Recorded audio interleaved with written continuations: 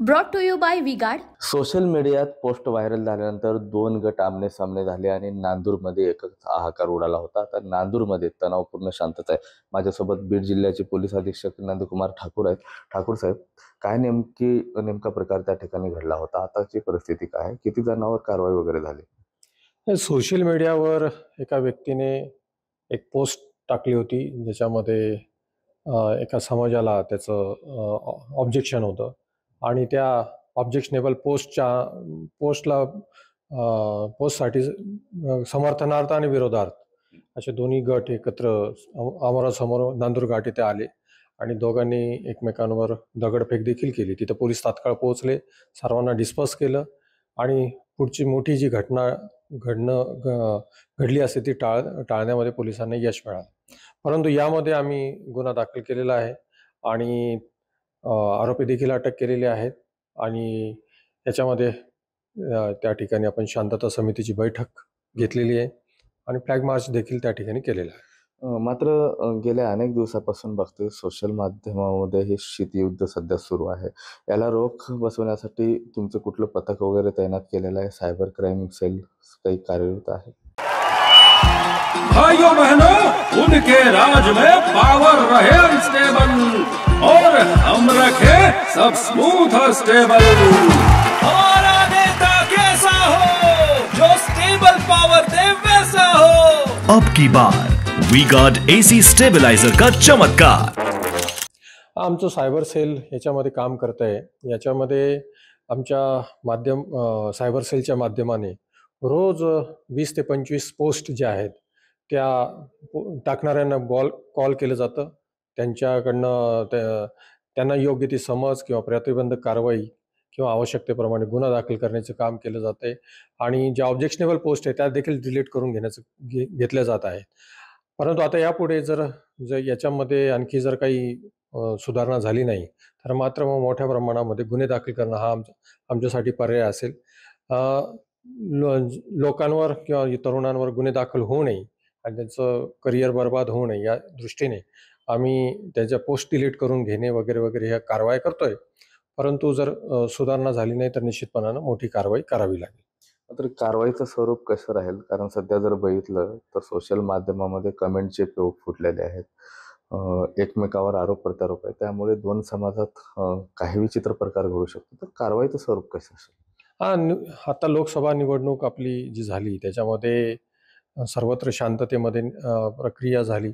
परंतु त्यानंतर ज्या सोशल मीडियामध्ये वेगवेगळ्या गोष्टी बोलल्या जात आहेत, पोस्ट केल्या जात आहेत किंवा म्हणजे याला जर साधारणतः टच आहे तो म्हणजे लोकसभा निवडणुकीचा आणि त्यामुळे गावागावामध्ये एस्पेशली दोन समाज जे आहेत त्या मोठे जे समाज आहे जिल्ह्यामधले त्यांच्यामध्ये कॉन्फ्लिक्ट प्रत्येक गावामध्ये निर्माण झालेला आहे आणि तो सौहार्द हा आता बिघडत चाललेला आहे. तर तो होऊ नये यासाठी आता आम्ही प्रयत्न करायला सुरुवात केलेली आहे.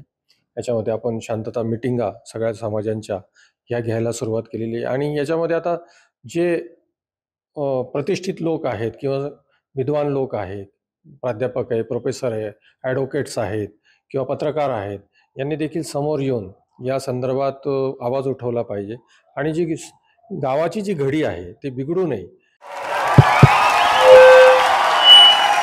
उनका बैकअप सिर्फ कल तक और हमारा चांद तक।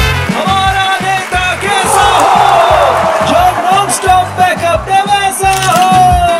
अब की बार वीगार्ड इन्वर्टर बैटरी का चमत्कार। यासाठी सर्वांनी प्रयत्न करणं आवश्यक आहे. नांदूरच्या प्रकरणात किती जणांना अटक आहे? इतर किती जणांवरती गुन्हे दाखल आहेत?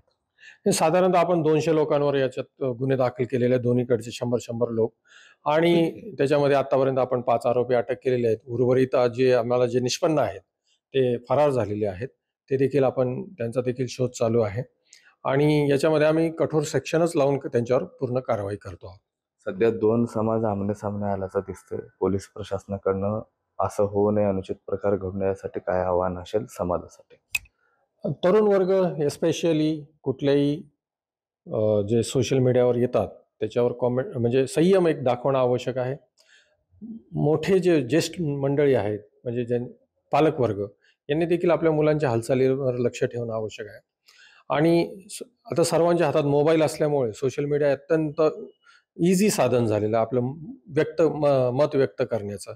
पण व्यक्त करताना आपल्याला संयम किंवा कंट्रोल्ड असणं आवश्यक आहे. आपल्या मनातल्या ज्या पण भावना आहेत त्या सोशल मीडियावर पोस्ट केल्या तर दुसऱ्याच्या भावनांना ठेच पोचू शकतो. याचं ज्ञान म्हणजे याचं काय म्हणतात त्याला समज यायला पाहिजे. आणि जर कोणी जर अशा पोस्ट करत असेल तर निश्चितपणाने त्याच्यावर कारवाई होईलच. परंतु सगळ्यांनी जनजागृती होणं आवश्यक आहे की सोशल मीडियावर ऑब्जेक्शनेबल पोस्ट येऊ नये. जर सोशल माध्यमामध्ये जो अल्पवयीन मुलगा आहे तो जर पोस्ट करत असेल मग त्याच्या पालकावरती कारवाई करणार किंवा त्यांना समज देणार आहात? एकतर सोशल मीडिया हँडल करण्याची जबाबदारी म्हणजे मोस्टली कधी कधी लहान मुलं म्हणजे जे मायनर आहेत ते हँडल करतात. ते आपल्या आईवडिलांचं अकाउंट असतं तर ते निश्चितपणाने आईवडिलांवर त्याच्यामध्ये कारवाई होऊ शकते. नक्कीच नांदूरमध्ये 2 गट आमने सामने आल्यानंतर बीड जिल्ह्यामध्ये पुन्हा एकदा जो वातावरण आहे तो खराब झालेलं होतं. मात्र पोलिसांच्या सतर्कतेमुळे आता सध्या नांदूरमध्ये तणावपूर्ण शांतता आहे. मात्र सोशल माध्यमातून जे पोस्ट व्हायरल होतात त्याच्यावरती बीड पोलिसांची करडी नजर आहे. अल्पवयीन मुलानं जर सोशल माध्यमातून पोस्ट केली तर पालकावरती कारवाई होईल. एवढंच नाही तर मोठे जे तरुण असतील त्यांनी जरी पोस्ट केलं तर त्यांच्यावरही कायदेशीर फौजदारी गुन्हा दाखल होईल. असाच इशारा आता बीडचे पोलीस अधीक्षक नंदकुमार ठाकूर यांनी दिलेला आहे. कॅमेरा पर्सन अक्षय रडेसह मी Mahendrakumar Mudholkar, TV9 Marathi, Beed. Brought to you by V-Guard.